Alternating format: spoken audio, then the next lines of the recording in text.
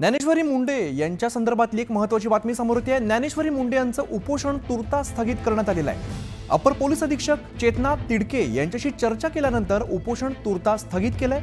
तर पती महादेव मुंडे हत्या प्रकरणी त्यांचं उपोषण सुरू होतं। या क्षणाची आपण महत्त्वाची बातमी बघतोय। ज्ञानेश्वरी मुंडे यांनी उपोषण तुर्तास स्थगित केलेलं आहे। दरम्यान त्यांनी अप्पर पोलीस अधीक्षक चेतना तिडके यांच्याशी चर्चा केलेली आहे आणि चर्चा झाल्यानंतर हे उपोषण जे आहे ते तुर्तास स्थगित केल्याचं सांगण्यात आलेलं आहे। पती महादेव मुंडे हत्या प्रकरणी त्या उपोषणाला बसल्या होत्या। आम्हाला न्याय मिळाला पाहिजे अशा प्रकारची त्यांची मागणी होती।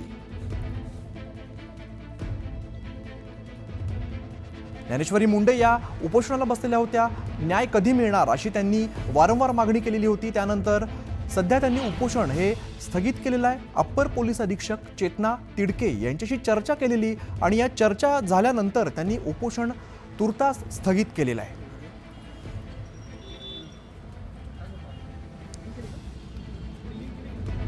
आपण सध्या दृश्यांमध्ये बघतोय अधीक्षक चेतना तिडके यांच्याशी चर्चा करताना आपल्याला ज्ञानेश्वरी मुंडे आपल्याला दिसतात।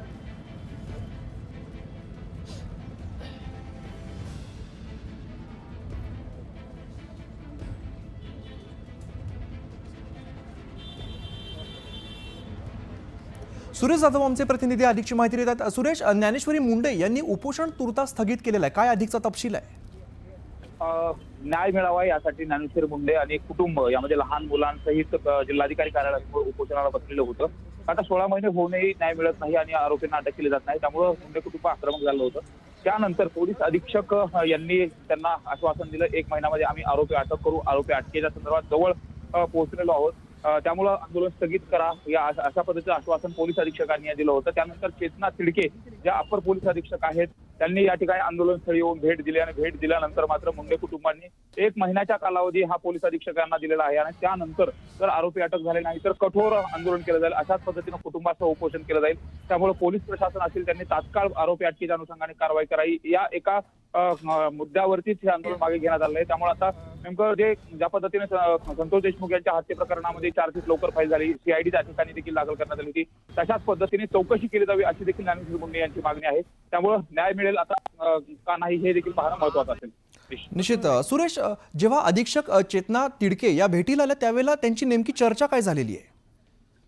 चेतना तिडके या ठिकाणी आल्यानंतर जो पोलीस तपास आहे तो कशा पद्धतीने सुरू आहे का, आता सुरुवातीला डीवायएसपी लेवलचे अधिकारी यामध्ये तपास करत होते। त्यानंतर स्थानिक गुन्हे शाखेची एक ब्रांच त्या ठिकाणी तपासासाठी पाठवली, एक पथक पाठवलं, ज्यामध्ये संतोष साबळेसह अनेक जे अनुभवी असलेले कर्मचारी आहेत ते देखील आता तपास करतायत आणि तपास सुरुवातीपासून सुरू केला आहे। जवळपास 100 ते 150 लोकांचे जॉब देखील घेण्यात आले आणि त्यानंतर आता कुठेतरी जे पोलीस आहेत ते आरोपीच्या मागावरती आहेत आणि लवकरात लवकर निश्चित। सुरेश, त्यामुळे कशा प्रकारे तपास पुढे जातो, न्याय कसा मिळतो हे पाहणं अत्यंत महत्त्वाचं असेल। धन्यवाद या सगळ्या सविस्तर माहितीसाठी।